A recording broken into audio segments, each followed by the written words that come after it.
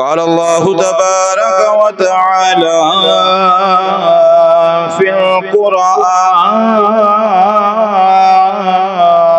المجيد سبح اسم ربك الأعلى الذي خلق فسوى والذي قدر فهدى صدق الله مولانا العظيم وبلغنا رسوله النبي الكريم إن الله وملائكته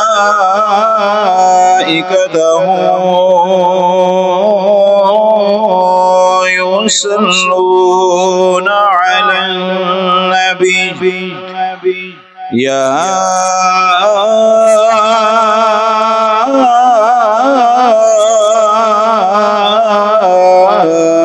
أيها الذين آمنوا صلوا عليه وسلموا تسليما اللهم صل على سيدنا ومولانا محمد وعلى آل سيدنا ومولانا محمد وبارك وسلم وسلم عليه الصلاة والسلام عليك يا سيدي يا رسول الله الصلاة والسلام عليك يا سيدي يا حبيب الله وعلى آلك وأصحابك يا سيدي يا شفيع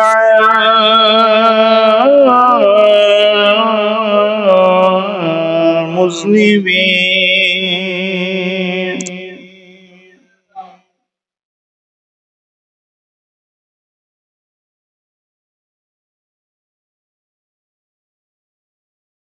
اللہ رب العزت کی پاکیزہ حمد و ثنا تعریف و توصیف کے بعد جمعۃ المبارک کی پاکیزہ نشست میں تشریف فرما معزز محتشم سامعین عزیز محترم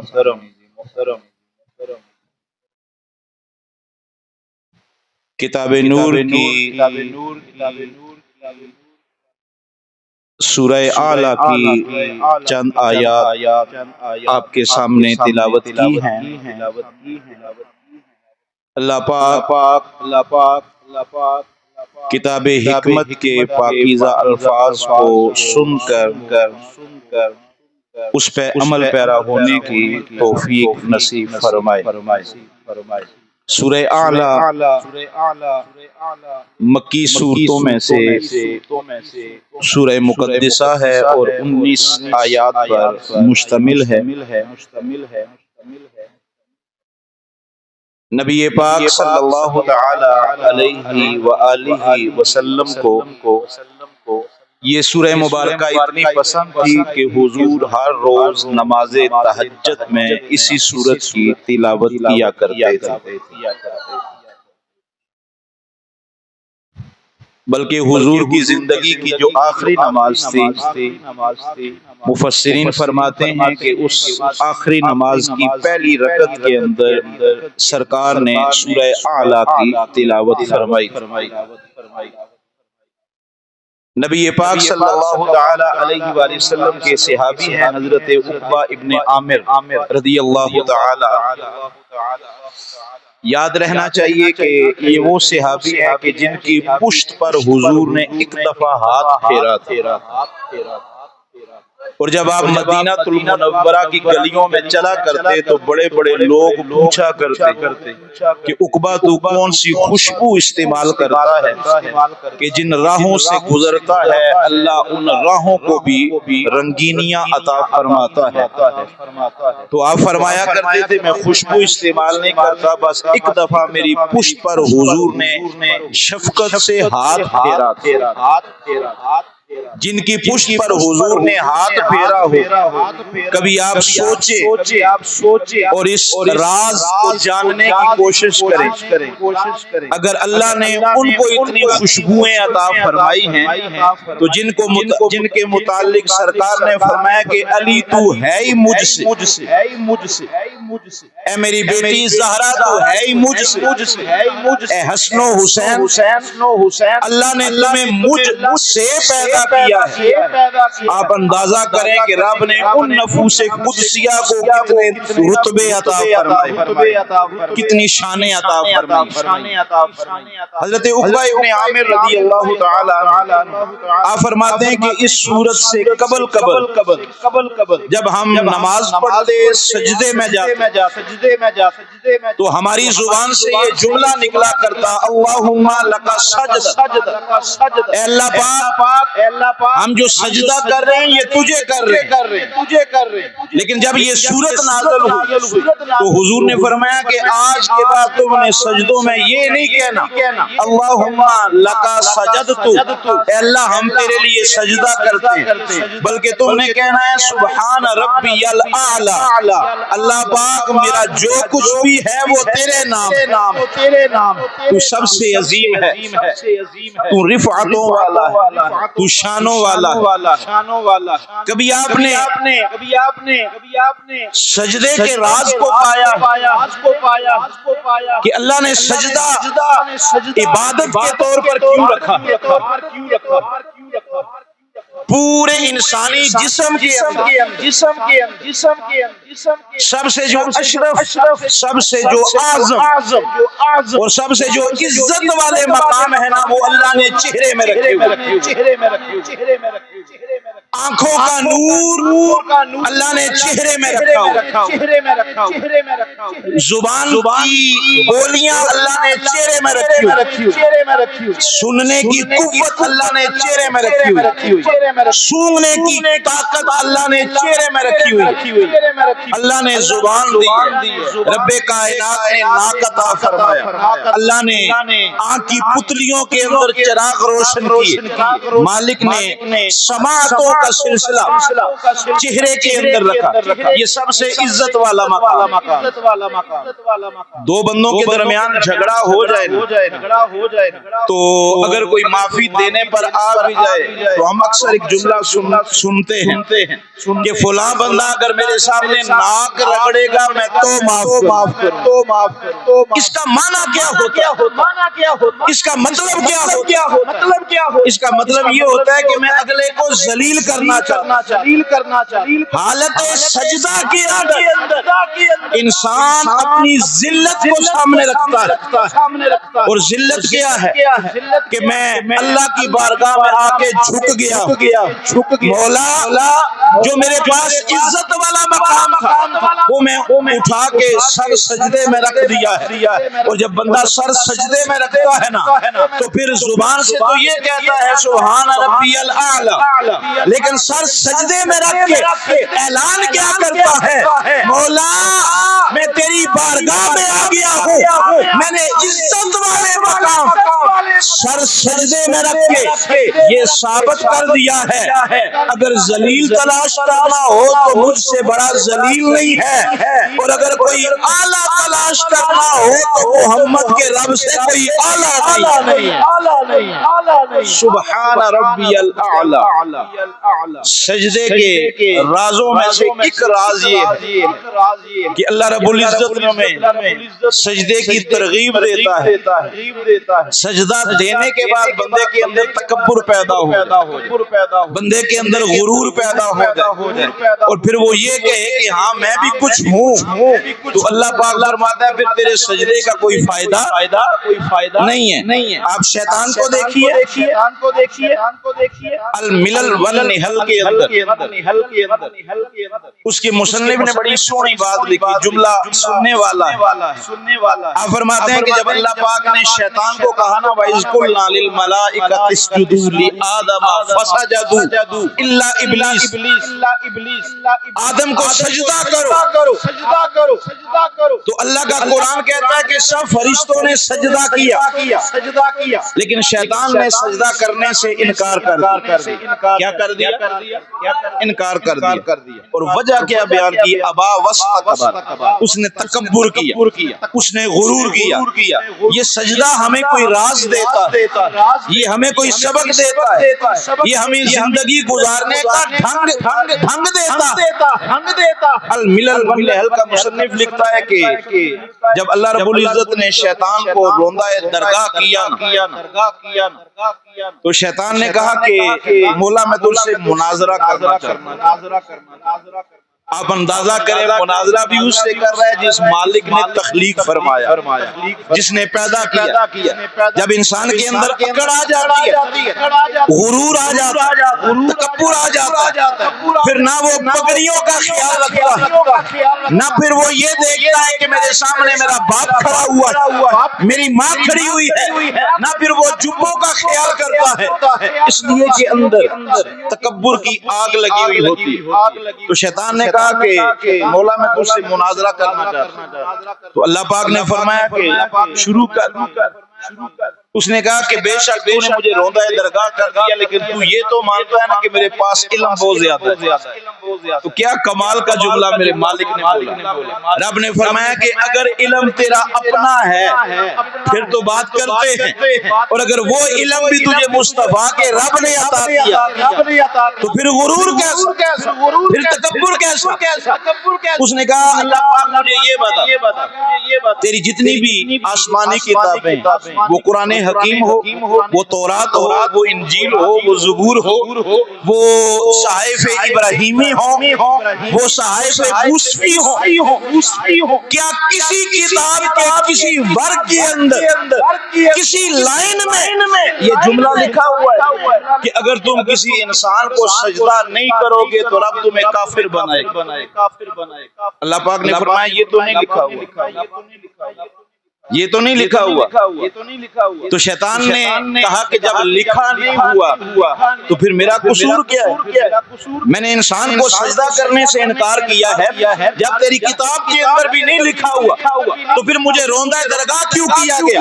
تو جواب سنیے رب العالمین، اللہ پاک نے فرمایا جب میں نے تجھے کہا کہ سجدہ کر تو تو نے آگے سے کیا کہا؟ تو نے کہا لما اسجد، میں اسے سجدہ کیوں کروں؟ بات پہ توجہ کیجئے گا، میں اسے سجدہ کیوں کروں؟ اللہ پاک نے فرمایا تجھے سجدہ نہ کرنے کی وجہ سے نہیں نکالا گیا، یہ جو تو نے کہا ہے نا کہ میں کیوں کروں، اس کیوں کی وجہ سے مجھے روندہ درگاہ کیا گیا ہے۔ اگر تو نے مجھے رب مانا ہوتا تو میرے سامنے کیوں نہ کرتا، سر سجدے میں رکھ کے کہتا مولا یہ ایک سجدہ ہے، تیرا حکم آ جائے تو ساری زندگی میں سجدے میں گزار۔ سجدہ کرنے کے بعد بھی جب انسان میں کیوں آ جاتا ہے، تکبر آ جاتا ہے، غرور آ جاتا ہے، رب کائنات فرماتا ہے پھر تیرے سجدے کا کوئی فائدہ نہیں۔ دیکھیں نا سورہ ماعون کے اندر اللہ پاک فرماتا ہے کہ خرابی ہو ان نمازیوں کی جو نماز تو پڑھتے ہیں لیکن انہیں پتہ ہی نہیں ہے کہ نماز ہے کیا، نماز ہے کیا۔ وہ سجدہ تو دیتے ہیں لیکن سجدے کے حقوق ادا نہیں کرتے، وہ اللہ کی بارگاہ میں ہاتھ جوڑ کے کھڑے تو ہوتے لیکن جب بازار دنیا میں جاتے ہیں ان کے اندر تکبر بھی آتا ہے، ان کے اندر غرور بھی آتا ہے، ان کے اندر فساد بھی آتا ہے، ان کے اندر غیبت کی آگ بھی جلتی ہے، ان کی زبانیں گالیاں بھی پکتی ہے۔ تو رب کائنات نے فرمایا ایسے سجدوں کا کوئی فائدہ نہیں ہے، سجدہ وہی ستھرا ہے جو مصطفیٰ کو دیکھ کر ادا کر دیا، اس لیے کہ جنہوں نے حضور کی سیرت کو اپنایا ہے، پھر بڑے بڑے کافر بھی سامنے آئے، پھر بڑے بڑے دشمن بھی سامنے آئے، تو انہوں نے حضور کی سنت پہ عمل کرتے ہوئے اپنے دشمنوں کو معاف فرما دیا۔ تو فرمایا سبح اسم ربک الاعلی، اے محبوب اس رب کی پاکی بیان کریں جو سب سے بڑا ہے، جو سب سے اعلیٰ ہے، جو طاقتوں کا مالک ہے اور جس کے سامنے کسی کی کوئی حیثیت نہیں ہے، کسی کا کوئی مقام نہیں ہے، کسی کا کوئی درجہ نہیں ہے۔ وہ چاہے تو ذرے کو آفتاب بنا دے، وہ چاہے تو خاک کو عزتیں عطا فرما دے، جو اس کے در پہ جھک جاتا ہے اللہ اسی کو عزتیں عطا فرمایا کرتا۔ عرف کھڑی علیہ رحمہ آپ فرماتے ہیں کہ اول حمد ثنا الہی جو مالک ہرے ہرے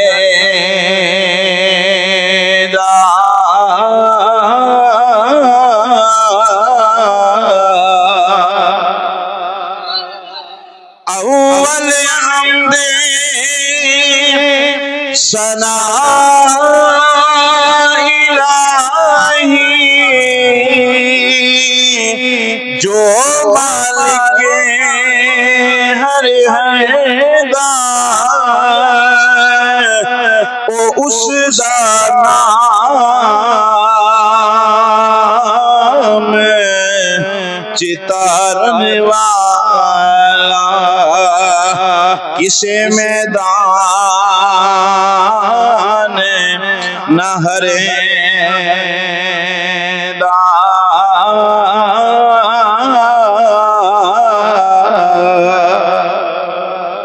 اے محبوب اس رب کی پاکی بیان کر۔ اگلی آیت مقدسہ، ویسے ہیں اس کی 19 آیات اور تیاری میں 19 آیات کی ہی کر کے آیا ہوں۔ اب یہ وقت اور نصیب کی بات ہے کہ ہم 2 پڑھ پاتے ہیں یا 4 پڑھ پاتے ہیں۔ جزاک اللہ۔ الذی خلق فسوى، رب کائنات نے فرمایا میری تسبیح بیان کرو۔ مالک کیوں؟ فرمایا الذی خلق، اس لیے کہ میں نے تمہیں پیدا کیا، میں نے تمہیں پیدا کیا۔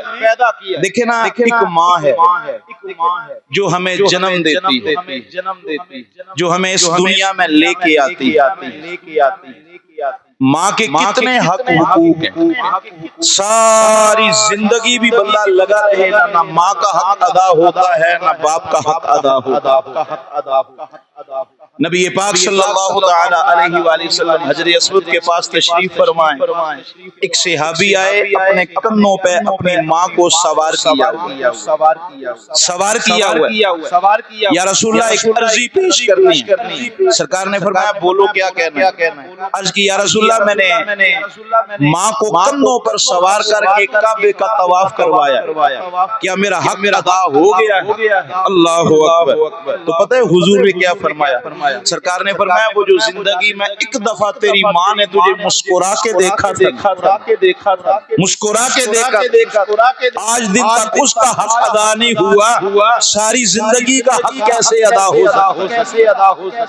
حضرت ابو ہریرہ رضی اللہ تعالیٰ آپ فرماتے ہیں کہ آخری عمر کے اندر جا کر میری والدہ بیمار ہو گئی، چرپائی کے ساتھ لگ گئی، میں ان کی بڑی خدمت خاطر حتیٰ کہ بولو براز اٹھا کے میں ان کو صاف کرتا، ان کو ستھرا کرتا۔ آپ فرماتے ہیں میرے دل میں بڑی دفعہ یہ خواہش پیدا ہوئی کہ میں حضرت عمر فاروق سے پوچھوں کہ کیا میں نے ماں کی خدمت کا حق ادا کیا ہے؟ آپ فرماتے ہیں ایک دفعہ مجلس لگی ہوئی ہے، حضرت امیر المومنین حضرت عمر بن خطاب رضی اللہ تعالی، حج کا مہینہ چل رہا ہے، آپ تشریف فرما ہے ایک شخص آیا بڑے دور دراز علاقے سے سفر کر کے پہلا بندہ تو وہ تھا نا کہ جس نے طواف کعبہ صرف ماں کو کندھوں پر بٹھا کے کروایا، لیکن یہ جس علاقے سے آیا تھا نا اس علاقے سے اپنی والدہ کو کندھوں پر سوار کر کے لایا، اس لیے کہ اس کی والدہ چل نہیں سکتی۔ ایک تو اتنے دور کا سفر اور پھر سفر کرتے کرتے کعبہ اللہ میں آ کے طواف بھی کروایا، رمی جمرات بھی کروائی، صفا و مروہ کے چکر بھی لگوائے، سارا کچھ کر دیا۔ حضرت عمر کی بارگاہ میں آیا، سوال کیا اے عمر آپ نے حضور کا زمانہ پایا ہے، سرکار کی مادے تربیت میں بیٹھے ہیں، آپ مجھے مسئلے کا جواب دے۔ میں نے ماں کی اتنی خدمت کی، میں نے والدہ کو سفر کروایا، طواف کعبہ کروایا، کیا حق ادا ہو گیا؟ حق ادا ہو گیا ہے؟ جناب عمر کا جملہ سنیے، آپ نے صرف اتنا جملہ فرمایا کہ حق ادا نہیں ہوا۔ اس پر محدثین نے پھر شرح لکھی، آپ نے فرمایا وجہ کیا؟ جب بچہ چھوٹا تھا تو ماں بھی اس کو پاک کیا کرتی، ماں بھی اس کو سنبھالا کرتی، آج ماں لاغر ہو گئی، بیمار ہو گئی، بیٹا سنبھال رہا، بچپن میں ماں بیٹے کو سہارا دیا کرتی، آج بڑھاپے کے اندر بچہ ماں کو سہارا دے رہا۔ دیکھا جائے تو خدمت تو برابر ہو گئی، لیکن حق ادا کیوں نہیں ہوا؟ تو اس پر جو محدثین کا قلم چلا اور کیا خوبصورت جملہ بولا، آپ نے فرمایا کہ جناب عمر نے اس کو جواب دیا، آپ نے فرمایا تو خدمت تو کرتا ہے لیکن صبح شام یہ بھی تو کہتا ہے نا مولا میری ماں کو پردہ دے۔ اللہ پاک اسے پاس بلا لے، دیکھا نہیں ہے، سنا نہیں ہے اپنے کانوں سے، کتنے دوستوں سے ملنے کے لیے جاتے، کتنے عزیزوں کے گھروں میں جاتے اور وہ خود بول کے کہتے ہیں آپ دعا کریں اللہ پاک ہمارے والد صاحب کو پردہ دے، ہماری ماں کو پردہ دے۔ تو حضرت عمر نے فرمایا اس لیے تیرا سلوک برابر نہیں ہے کہ تو خدمت ضرور کرتا ہے لیکن ساتھ ساتھ یہ بھی کہتا ہے مولا میری ماں کو پردہ دے، لیکن تیری ماں ساری زندگی تیری خدمت میں لگی رہی، تجھے بنانے سنوارنے میں لگی رہی، تیرے لیے گالیاں بھی سنی، لوگوں کے طعنے بھی سنے، تیری بیماری کو بھی جھیلا، تجھے پاک بھی کیا اور پھر بھی کہا کرتی تھی مولا تو میری زندگی بھی میرے پتر کو لگا کے اسے لمبی زندگی عطا فرما۔ میں مجبور ہو جاتا ہوں عرف کھڑی کا یہ کلام پڑھنے کے لیے، اللہ اکبر، باپ بھی بڑی محبت کرتا ہے، ایسی بات نہیں، بڑی محبت کرتا ہے۔ آپ فرمایا کرتے تھے کہ ماں دے دل نرم گلابوں، ماں دے دل نرم گلابوں، تکد نہ سین جدائی، او پترا دے سب عیب چھپاونے، تے کدے نہ کرنے برائی۔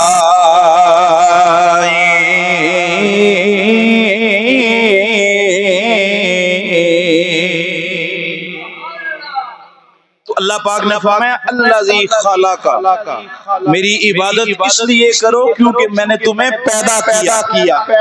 اگر ماں نے جنم دیا ہے تو اس کے اتنے حق حقوق ہیں، تو جس خالق نے پیدا کیا ہے سوچو اللہ نے اپنے حق کتنے نازل فرمائے۔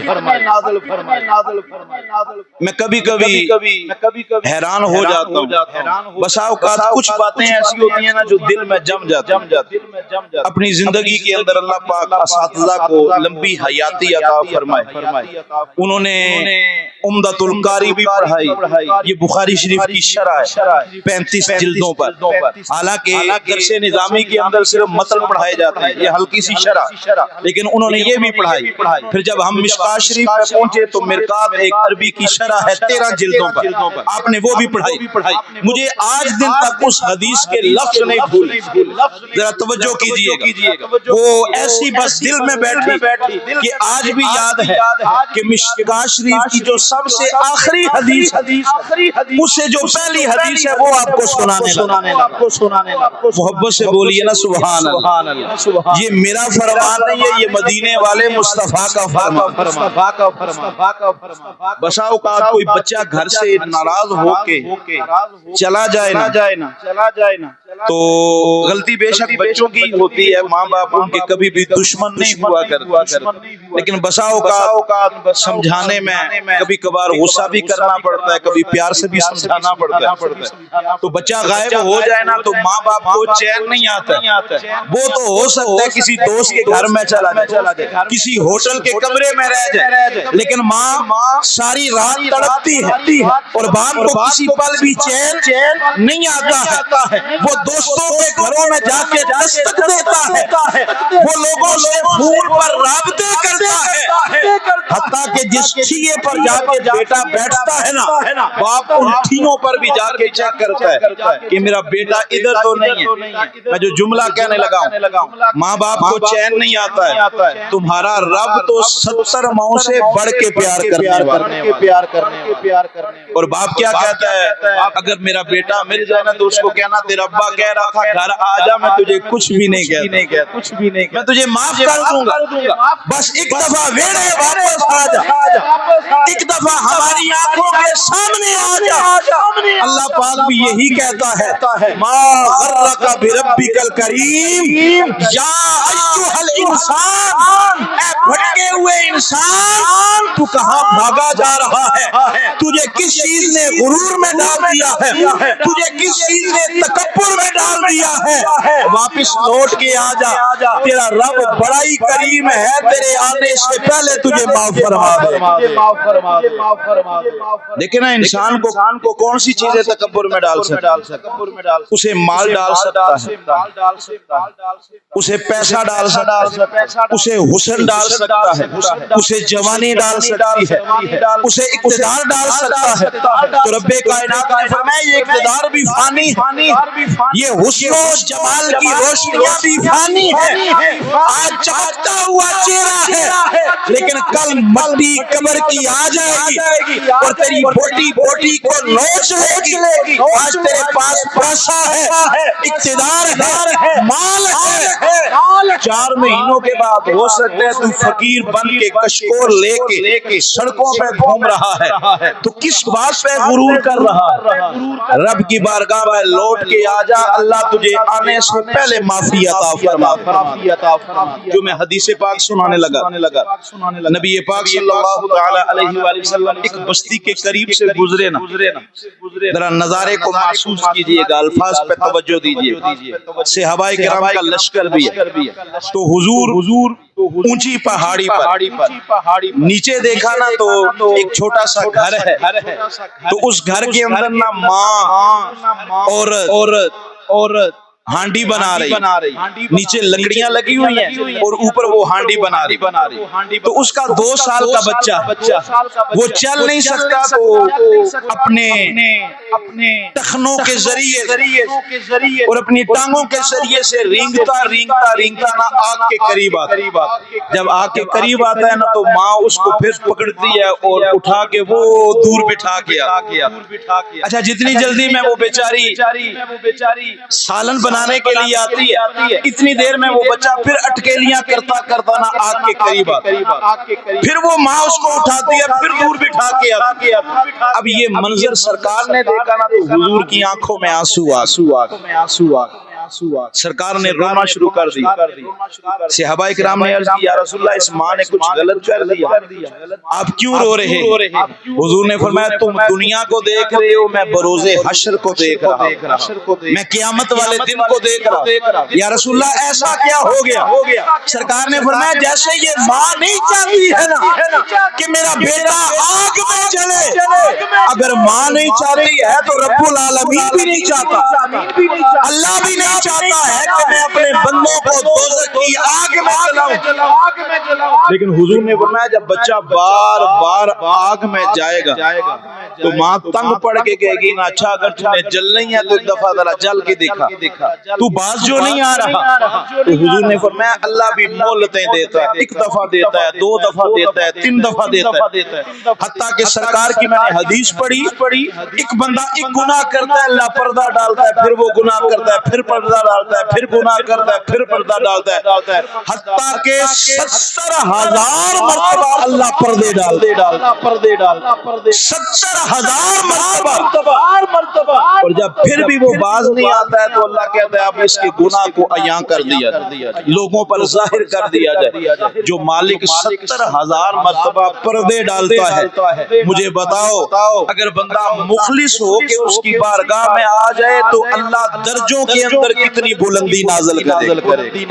فرمایا الذی خلق, تمہیں پیدا کیا, اور پیدا کرنے کے بعد کیا فرمایا فسوا, پیدا کرنے کے بعد ایسے ہی نہیں چھوڑ دیا, ہم نے تمہیں حسن کا زیور بھی عطا فرمایا. ہم 2 ٹانگوں میں سے ایک ٹانگ چھوٹی کر دیتے, تمہیں چلنے میں کتنی دقت پیش آتی. ہم 2 آنکھوں میں سے ایک آنکھ چھوٹی بنا دیتے, تمہیں کتنی تکلیف ہوتی. ہم ہاتھوں کی انگلیوں کو چھوٹا بنا دیتے, تمہیں کتنی پریشانی ہوتی. ناک یہاں لگانے کے بجائے یہاں لگا دیتے, آنکھیں یہاں لگانے کے بجائے پیچھے لگا دیتے, ماتھے پہ لگا دیتے, تم کتنے عجیب و غریب لگتے.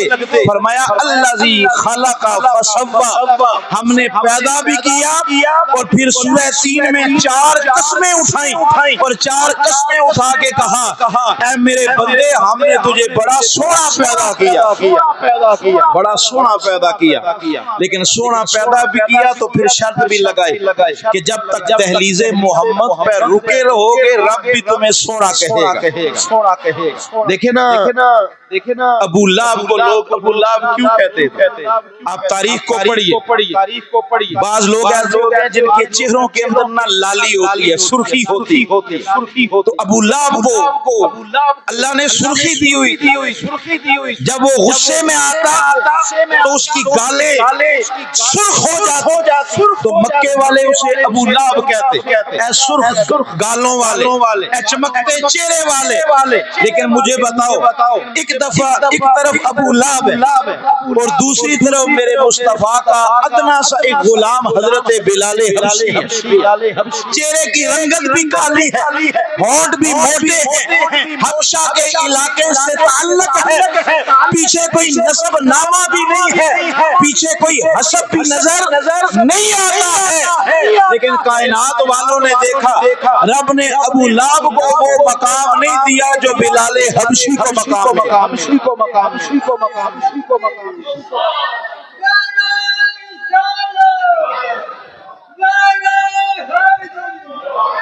اس کی وجہ یہی ہے کہ بندہ سونا ہو, لیکن سونا ہو کہ اگر وہ حضور کی دہلیز چھوڑ دے تو پھر وہ سونا بھی کلوڑا ہو جاتا ہے. اور اگر بندہ ماڑا بھی ہو لیکن سرکار کے قرب میں آ جائے تو اللہ اسے مقام حسن عطا فرما دے. اللہ پاک ہمارا حامی و ناصر ہو.